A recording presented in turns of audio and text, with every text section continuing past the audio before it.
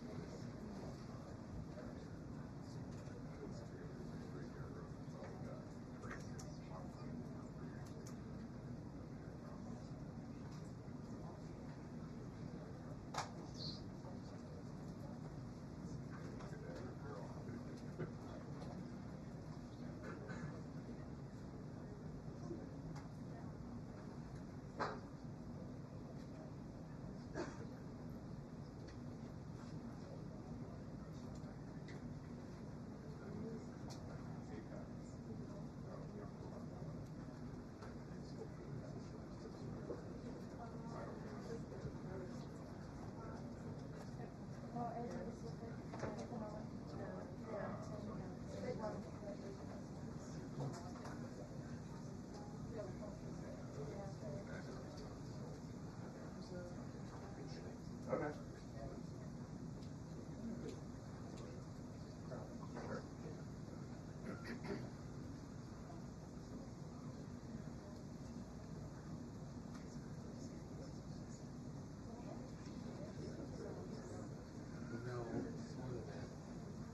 What is it? It's 90 minutes. 6 years is 2.5 less than all.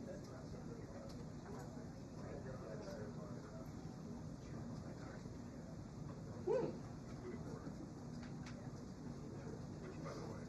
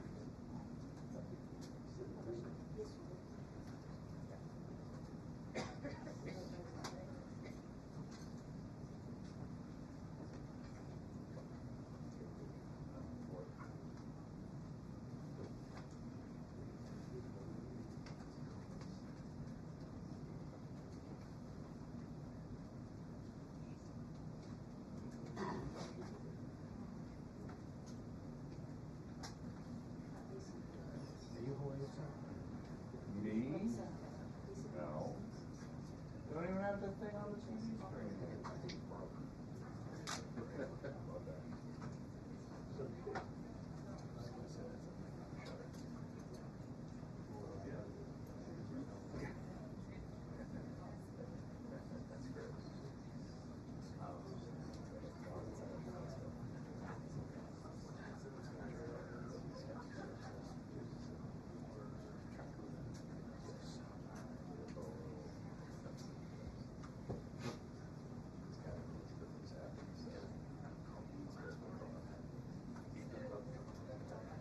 Yeah.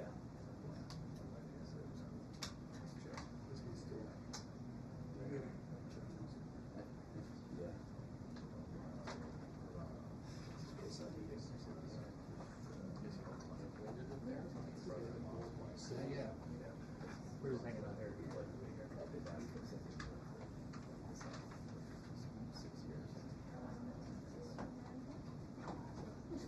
She's like, yeah. Think of the sweater.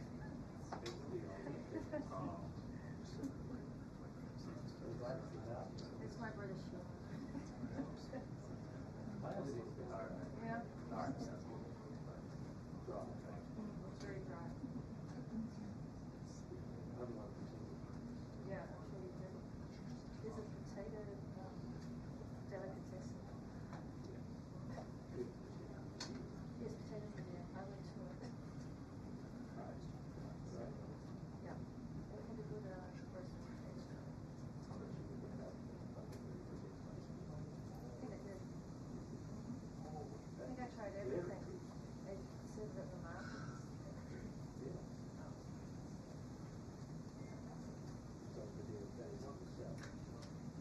I don't think I saw the potato thing.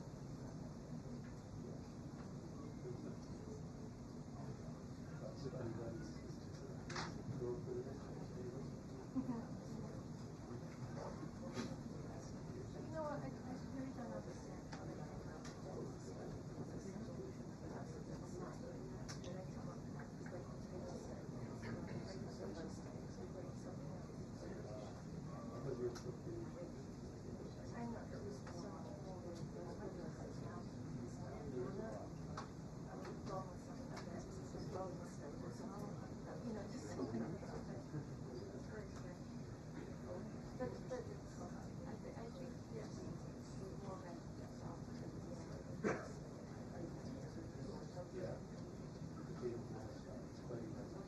yeah. Very good. Actually, very good.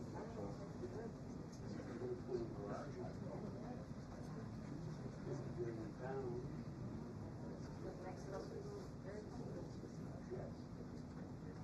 Those are potato lovely. That's great.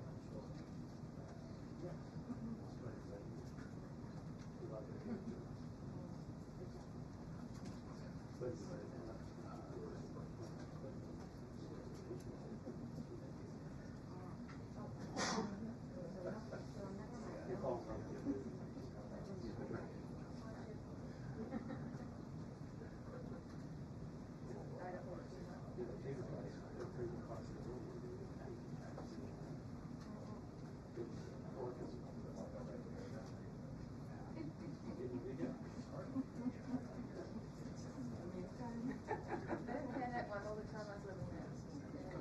But I was never there much. I was always in California.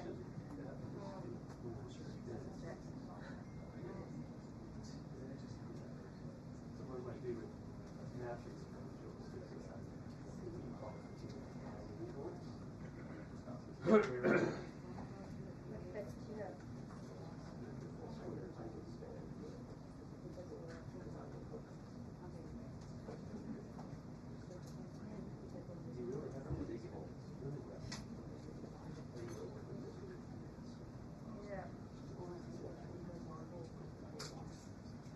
Yeah.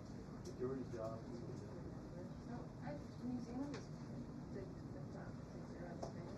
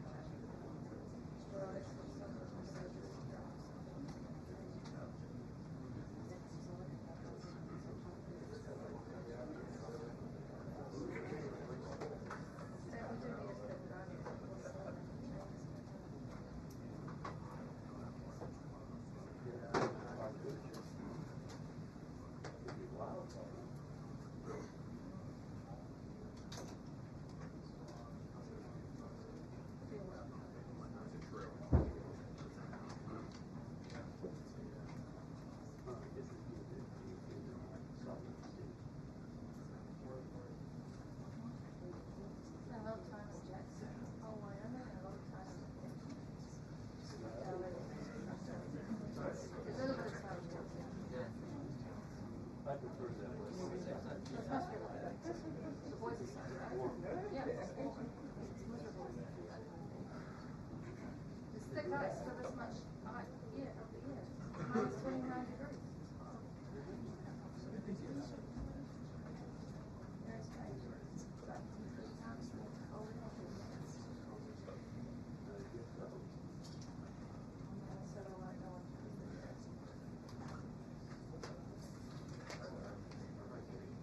Yeah,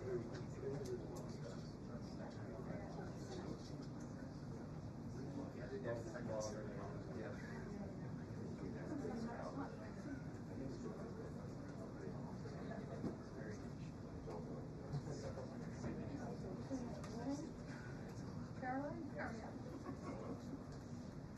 I can give it to you.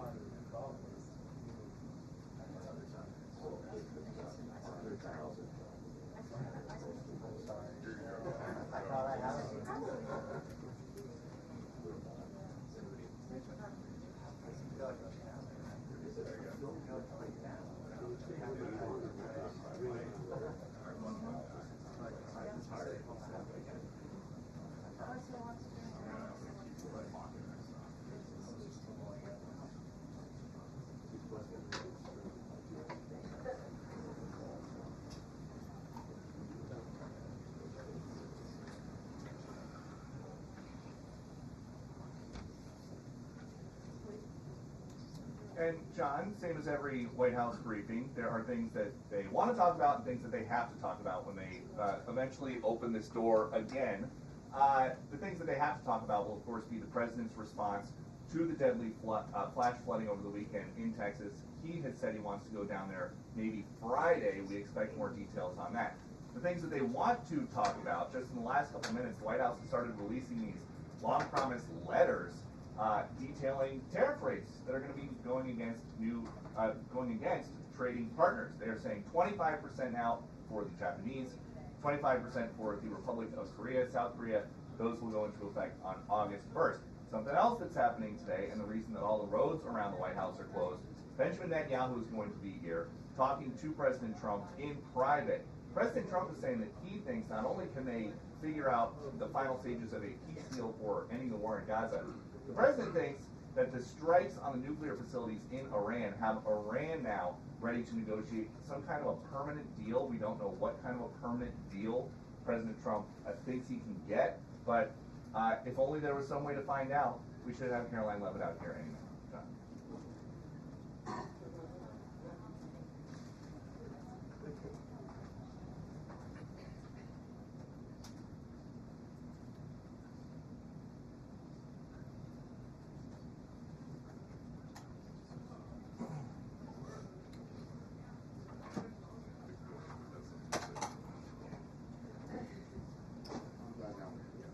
Yeah. Pretty game show.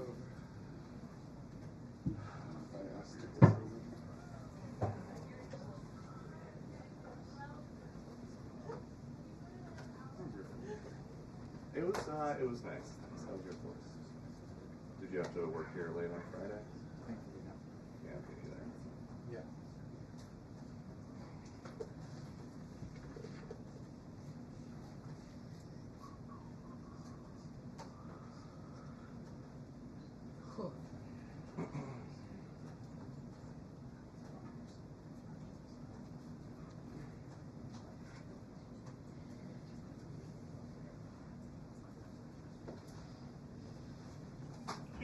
Until the briefing. 2 minutes until the briefing.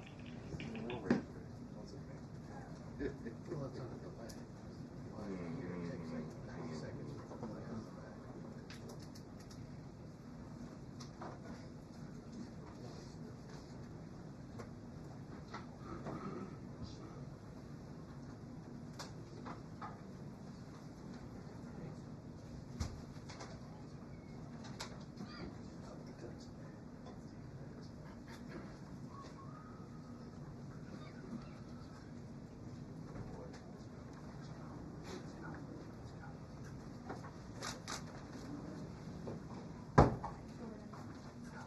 nice to sit down every once in a while.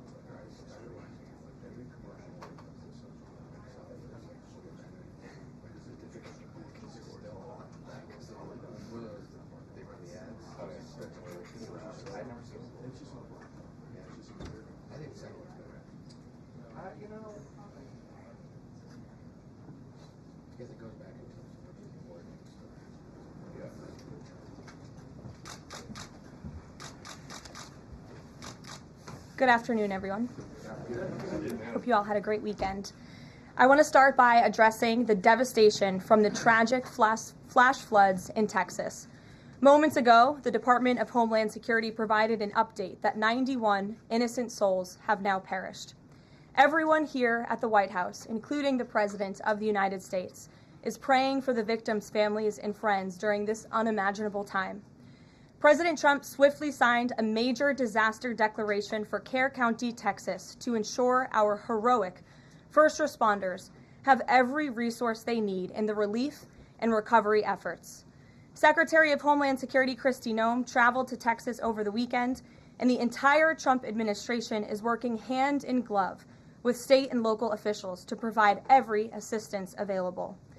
The situation on the ground remains dangerous, and there could be additional public safety threats with potential incoming heavy rain. So we encourage everyone in the area to remain vigilant, listen to all warnings, and respond accordingly. Unfortunately, in the wake of this once-in-a-generation natural disaster, we have seen many falsehoods pushed by Democrats such as Senator Chuck Schumer and some members of the media. Blaming President Trump for these floods is a depraved lie, and it serves no purpose during this time of national mourning. Here are the facts. In the lead up to this tragic natural disaster, the National Weather Service did its job. Despite unprecedented rainfall, the National Weather Service executed timely and precise forecasts and warnings. On July 3rd, the National Weather Service office in Austin, San Antonio, Texas, conducted forecast briefings for emergency management in the morning and issued a flood watch in the early afternoon. Flash flood warnings were also issued on the night of July 3rd and in the early morning of July 4th, giving preliminary lead times of more than 3 hours before flash flooding conditions occurred. And the National Weather Service office in New Braunfels, which delivers forecasts for Austin, San Antonio, and the surrounding areas, had extra staff on despite claims of the contrary. So to any person who has deliberately lied about these facts surrounding this catastrophic event, you should be deeply ashamed. At this time, the administration's focus will be on giving the victims and their communities the support they deserve during these recovery efforts in this tragic time. May God bless the great people of Texas, especially the parents who have lost their children. President Trump loves you. We are praying for you, and he will be traveling to see you later this week. Moving along to some further scheduling announcements. Tonight, President Trump will host the Prime Minister of Israel, Benjamin Netanyahu, for dinner, where they will discuss the positive developments taking place in the Middle East region. Tomorrow, the President will host his 6th cabinet meeting of his second term. Many of you will be invited to cover that. And on Wednesday, the President will host leaders from 5 African nations for lunch in the state dining room. In other news, after the historic signing on the South Lawn of the White House on the 4th of July, President Trump's One Big Beautiful Bill is now the law of the land. Republicans in Congress met the once-in-a-generation moment and codified the Make America Great Again agenda into law. After this monumental achievement, no other president in modern history has worked harder and faster to fulfill their campaign promises than Donald Trump. The One Big Beautiful Bill will get the United States of America firing again on all cylinders. It's safe to say that over the past few weeks, the president has delivered on many, many wins. For the 4th month in a row, jobs numbers beat market expectations with nearly 150,000 good jobs created in the month of June. The American economy has now added nearly 700,000 jobs since January 2025, with American-born workers accounting for all job gains. President Trump drove illegal border crossings to another historic low in the month of June, and Border Patrol once again released 0 illegal aliens into our country. The Supreme Court stopped activist judges from imposing nationwide injunctions and cleared the way for President Trump to carry out his popular and common sense agenda. The University of Pennsylvania agreed to all of the Trump administration's demands and will now keep men out of women's sports. President Trump secured his trade deal with Vietnam, giving the United States total access to their markets. Because of President Trump's unleashing American energy dominance, gas prices are at 4-year lows. And when adjusted for inflation, gas prices are near the lowest levels we've seen in the last 20 years. NATO members agreed to raise defense spending to 5% of GDP, a foreign policy feat long thought impossible until President Trump made it happen. The Operation Midnight Hammer obliterated Iran's nuclear capabilities, taking out this imminent national security threat not just to the United States, but to the entire world. The president secured a ceasefire between Israel and Iran, ending the 12-day war. The president brokered a historic peace agreement between Rwanda and the Democratic Republic of Congo. Pakistan nominated President Trump for the Nobel Peace Prize in recognition of his decisive diplomatic intervention to prevent a nuclear war between India and Pakistan. Blue-collar wage growth has seen its largest increase in nearly 60 years, and President Trump has defeated Joe Biden's inflation crisis with core inflation at the lowest level since March of 2021. And just about all of that has happened in the last 3 weeks, and I know you all know it because you've been very busy here covering it along with us. So with that, I will take your questions today as we kick off another very busy week here at the White House. We'll lead with our new media seat, Brian Glenn, who is, of course, very present in this briefing room. He's put in a lot of hours covering this president, so we're glad you finally have a seat today. Brian, go ahead. It feels great to sit down. Thank you very much. You're welcome. I want to go back to the hurricane. You said that President Trump is scheduled to go to Texas later this week. Can you speculate on what day and what he has plans? Sure. The White House is currently arranging those travel plans. We hope that it will be later this week, likely on Friday, but of course we want to do it at the most appropriate time on the ground for state and local officials. We don't want to interrupt the recovery efforts, but we're planning tentatively for a Friday trip, and when that becomes final, we'll let all of you know, as we always do. And you gave a little bit of reaction earlier, but the National Weather Service, the union, actually publicly stated they had an adequate staff on hand to forecast and predict the storm. You shared your thoughts earlier on how the way the left has really weaponized this to blame the deaths in Texas on Trump. Want to comment on that again? Yeah, I just do think those comments are depraved and despicable, especially when so many Americans are mourning the loss of their children. The National Weather Service, as I said, did its job. Many experts, many meteorologists have said that. Many of you in the media, in all fairness, have said that as well. Unfortunately, not all. And many Democrat elected officials are trying to turn this into a political game, and it is not. This is a national tragedy, and the administration is treating it as such. We know the National Weather Service provided early and consistent warnings.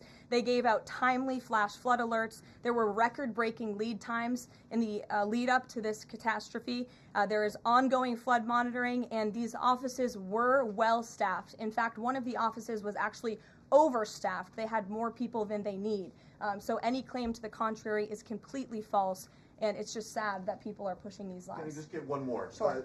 Kind of a little bit of breaking news. The Department of Homeland Security is moving to end the TPS status on Honduran and Nicaraguan migrants. Yes. Any plans to adding additional countries that you could be targeting? Just a reaction. Sure.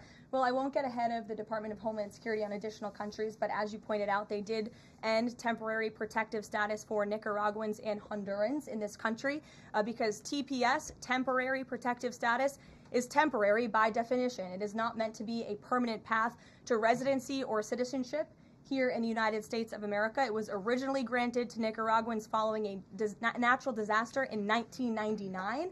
That doesn't sound very temporary to me.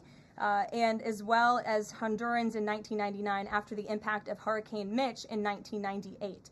And so this administration is doing what it promised to do. And if individuals from these countries want to come here, they have a legal pathway to do it, but temporary protective status was never meant to be permanent. The previous administration abused this status and this parole program, essentially treating it as such, and we're not going to tolerate that any further. Thank you, Brian. Megan. Secretary Bessent said yesterday that countries will boomerang back to the April 2nd tariff level starting August 1st. Why did the president decide to have those tariffs not take effect Wednesday as originally scheduled? And then I was also wondering if you could share, obviously we saw the letters the president sent out on Japan and South Korea, but if any other major U.S. trading partners are getting letters today. Sure, yes, I can confirm. In fact, I have those letters. If you could get me the folder with the letters in them, Liz, they're right in the previous office. I have the signed letters that went out to both South Korea and Japan today. And there will be approximately 12 other countries that will receive notifications and letters directly from the President of the United States. And weeks ago, I stood at this podium and I told all of you that the President was going to create tailor-made trade plans for each and every country on this planet. And that's what this administration continues to be focused on. The president will also sign an executive order today delaying the July 9th deadline to August 1st. So the reciprocal tariff rate or these new rates that will be provided in this correspondence to these foreign leaders will be going out the door within the next month, or deals will be made. And those countries continue to negotiate with the United States. We've seen a lot of positive developments in the right direction, but the administration, the president, and his trade team want to cut the best deals for the American people and the American worker. That's what they're focused on. And in the effort of transparency, these letters will continue to be posted to Truth Social, so you can enjoy them yourself. Go ahead. Thanks, Caroline. Just about the visit of Prime Minister Netanyahu today, I was just wondering why that is not open to the press. Previous visits by him, we've had Oval Office press conferences. Does that reflect somehow the kind of sensitivity of this particular visit? No, they're having a private dinner. There's many important matters that are obviously ongoing in the region, as you know. The utmost priority for the president right now in the Middle East is to end the war in Gaza and to return all of the hostages. Also, as you know, there was a ceasefire proposal that Israel supports that was sent to Hamas, and we hope that they will agree to this proposal. We want to see all of the hostages released. That's on the top of the president's mind, so that will be discussed, as well as the many other positive developments we've seen in the Middle East. I want to go back to the trade deals. As you see, we have these beautiful letters that the president has signed. This one is to the President of the Republic of Korea, original signature on that, and these will be mailed. And then here we also have another letter to the Prime Minister of Japan as well. Both countries will be receiving a 25% tariff rate effective on August 1st. Go ahead. Thank you so much. You said it, and the president said it many times. He wants to see an end to the war in Gaza.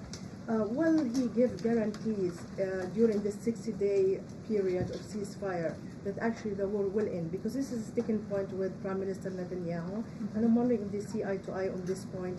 And how do you see the next day? What the next day in Gaza will look like? Look, right now the president is focused on today and to get the Hamas to agree to this ceasefire. I don't want to comment on the details of the arrangement out of respect for these negotiations, but a agreeable and appropriate ceasefire proposal has been sent to Hamas. And I can also tell you Special Envoy Witkoff intends to travel to Doha later this week, where he will continue to engage in these discussions. And the Qataris and the Egyptians have been incredibly helpful partners in mediating these negotiations and discussions to bring peace to this region and end this conflict once and for all. Kristen.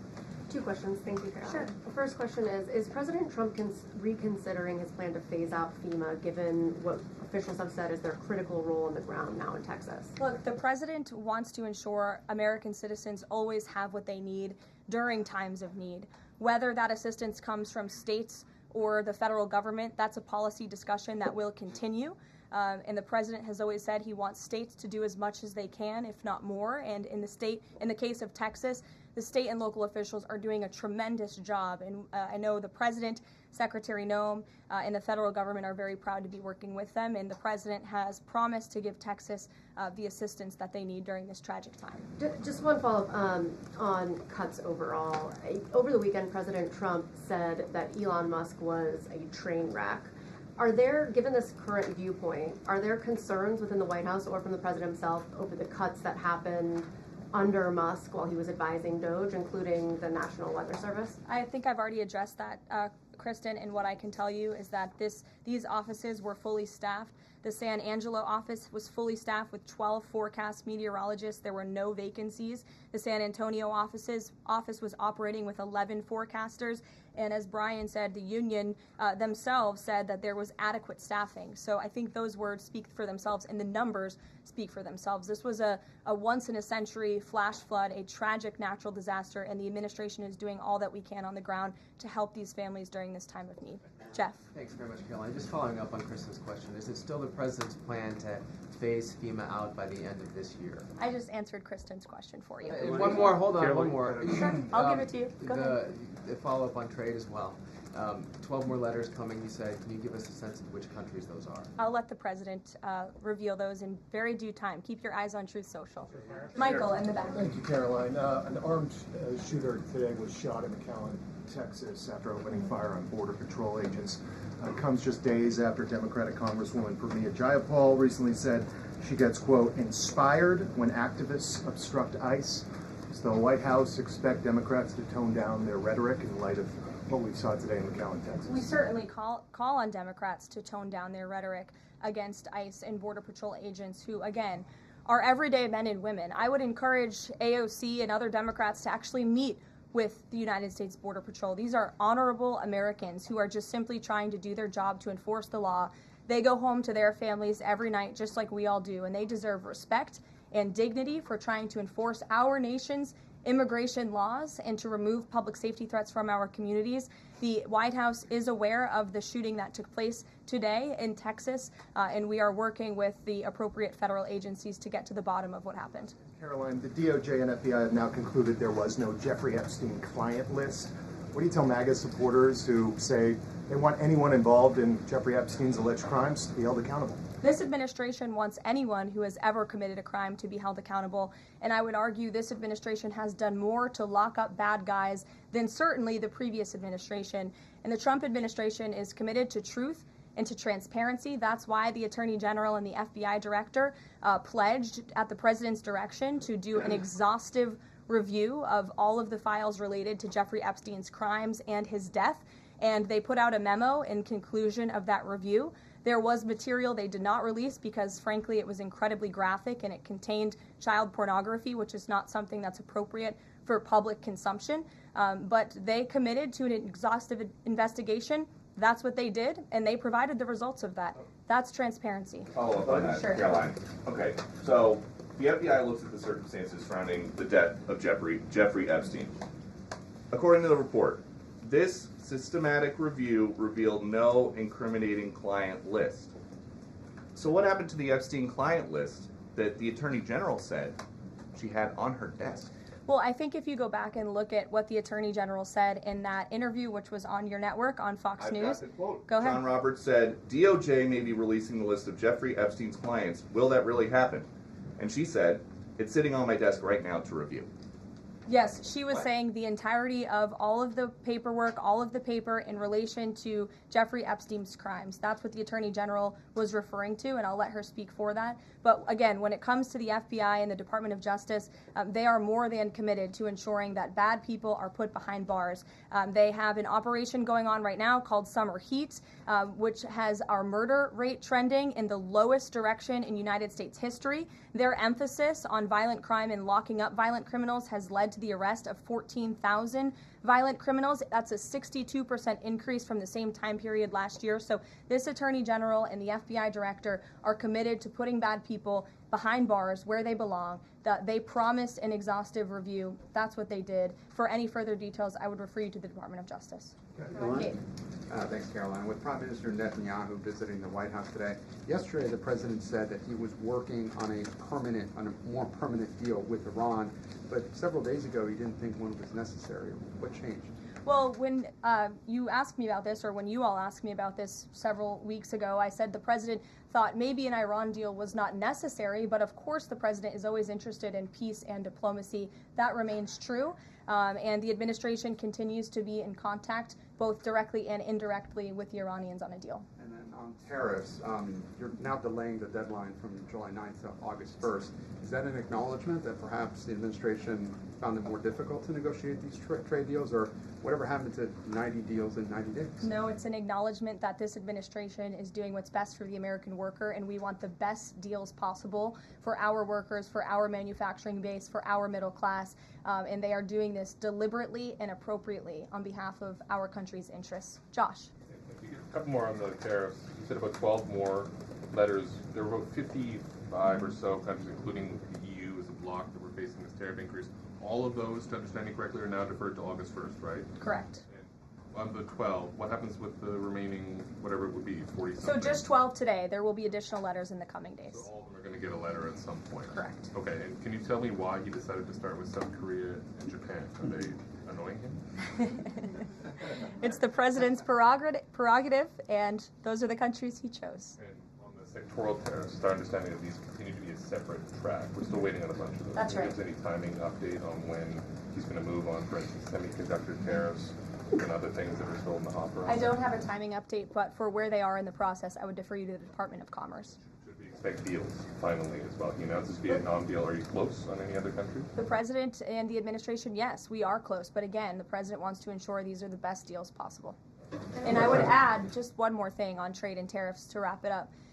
Look at the extensive work this president has put into cutting these good deals and doing what's right for the American worker. He is literally looking at the map and looking at every country on the planet and seeing where they are ripping off the American people, seeing where they have hollowed out our industrial base, seeing where our jobs have gone to other countries overseas because of their tariff policies, and he's trying to correct that. So this is decades of bad trade policy that has led to a deficit that is ravaging our country, that is ravaging our middle class, and the president is taking a very deliberate approach to correcting this wrong of many decades, of many past presidents.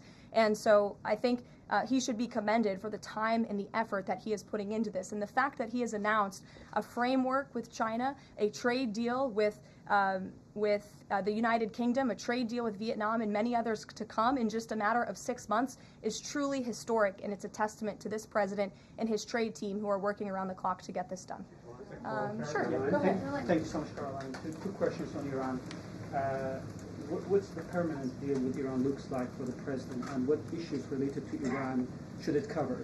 And secondly, has the president seen the interview with Iranian president, which he says that the United States president, Mr. Trump, is capable enough to guide the regions toward the peace and a brighter future, and put Israel in its place, or it gets more into conflict?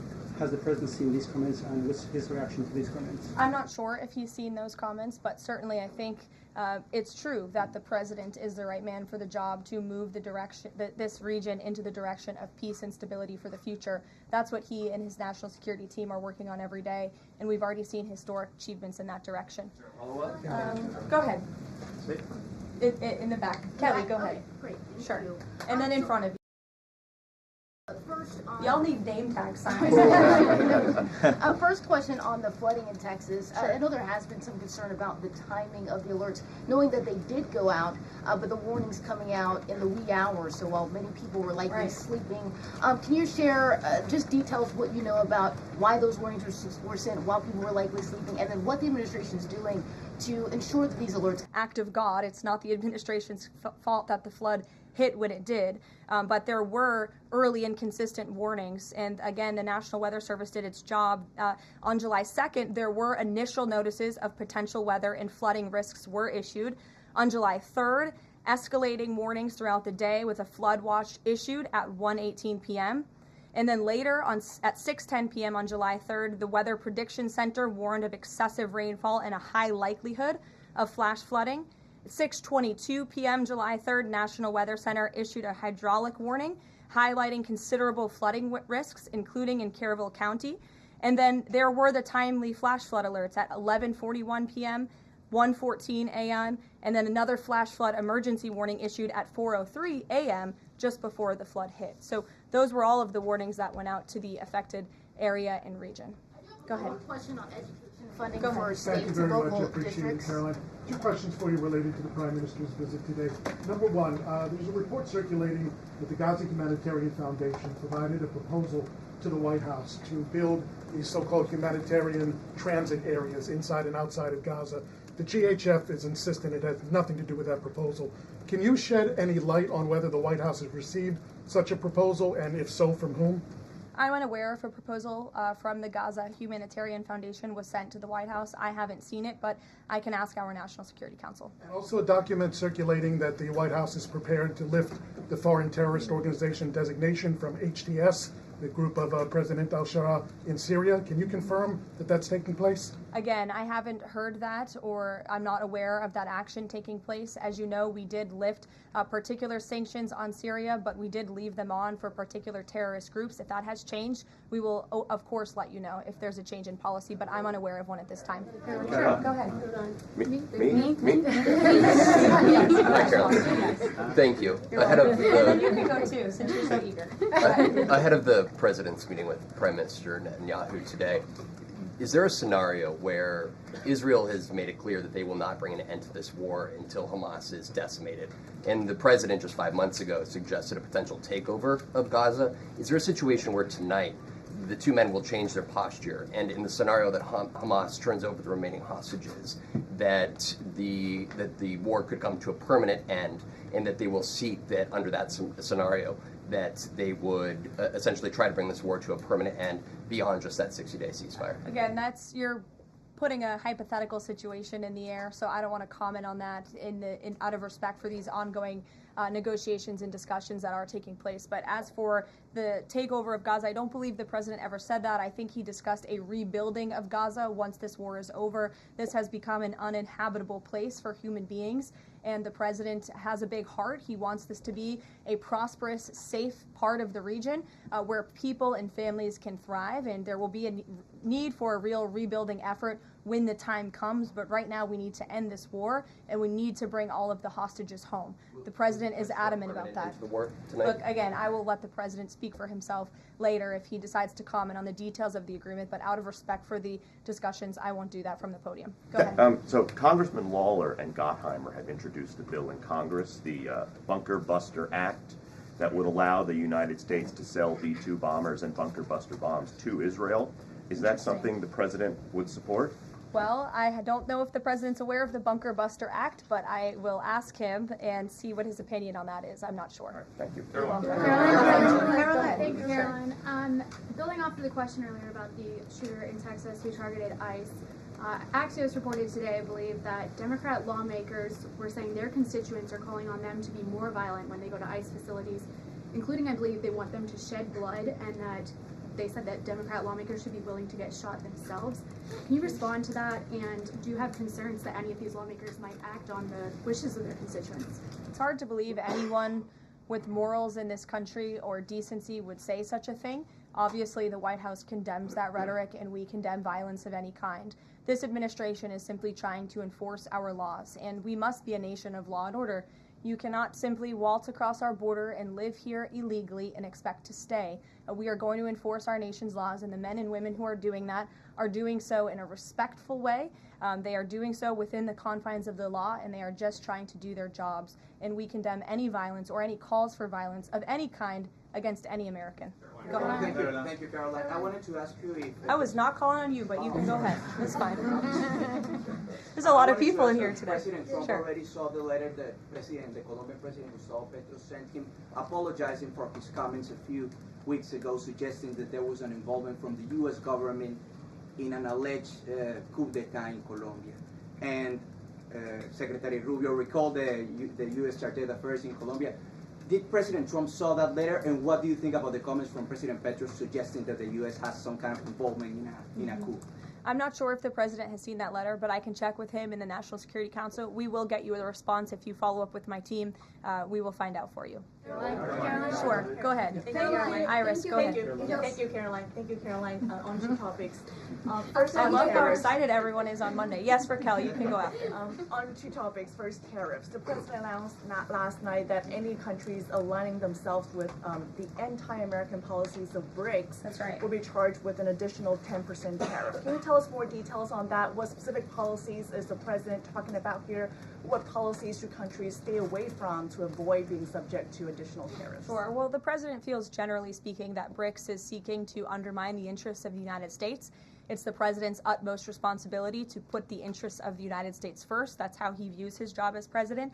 So he's going to ensure that America is fairly treated on the world stage, and he'll take any action necessary to prevent countries from taking advantage of the United States and our people.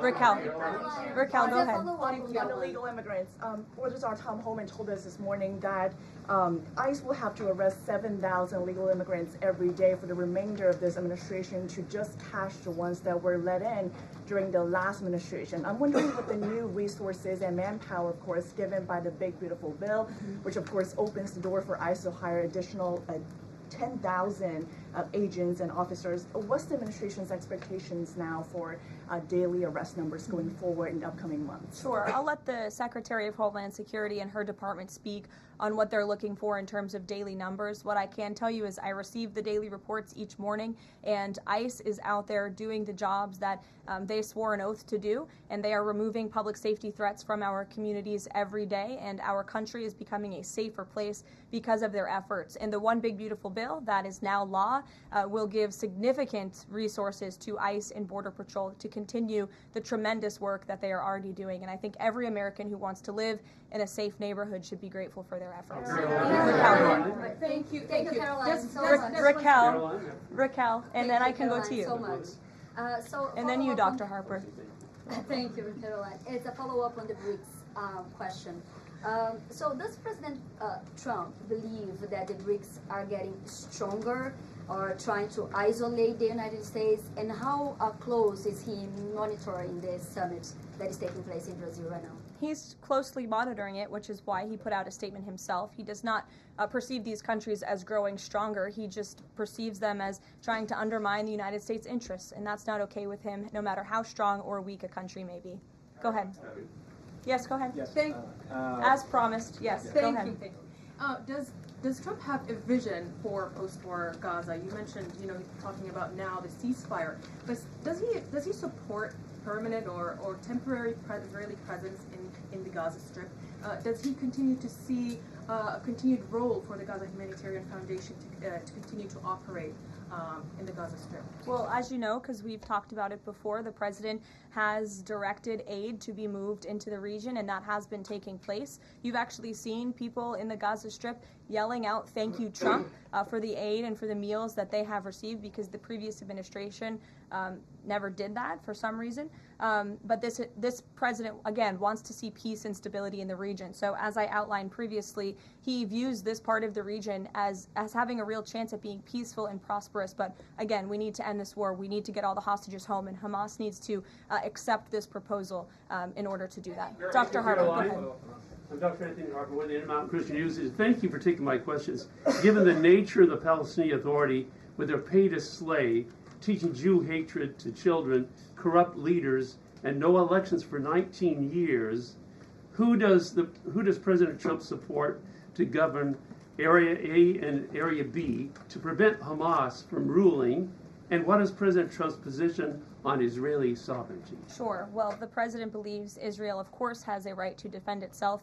As for the first part of your question, you're getting ahead, Dr. Harper. As I told you, the president wants Hamas to accept this proposal right now. He wants to see peace in this region, and he's committed to doing that. Sean. Hey, Karoline, can you just please walk us through the decision to halt the supply of weapons to Ukraine at a time when Russia is really hitting Ukrainian cities and civilians? Was that the president who decided that, or did the Pentagon do it without his approval? No, neither of those things are true. I'm happy to walk you through it. This was a standard review by the Pentagon of all weapons and all aid and all support that the United States is providing all countries and all regions around the world, not just Ukraine.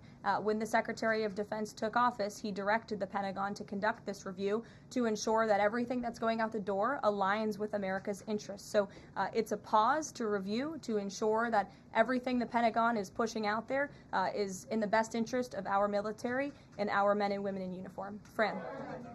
Two questions on Israel. You suggested that Hamas is the impediment currently to a ceasefire. So if not a ceasefire deal, then what does the president hope to achieve with tonight's dinner with the prime minister? Again, you guys are getting around to a lot of hypotheticals. I don't want to get ahead of the president, but there are many other issues to discuss with Prime Minister Netanyahu tonight related to the region and just the entire world. So this will be a dinner to talk about Operation Midnight Hammer, which was incredibly successful, to talk about peace in Gaza and ending that conflict, as well as many other topics of discussion in relation to Israel and the United States.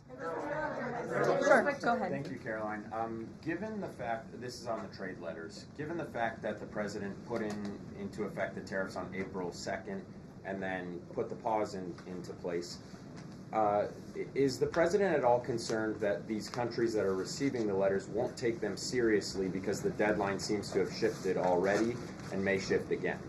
They will take the letters seriously because they have taken the president seriously. And that's why the president's phone, I can tell you, rings off the hook from world leaders all the time who are begging him to come to a deal. And this administration is working hard to ensure those deals are in the best interest of the American people. And this delay, again, is in the best interest of the American people. And you all will continue to see these letters released on the president's Truth Social, and we will see you all later. Thank you, guys.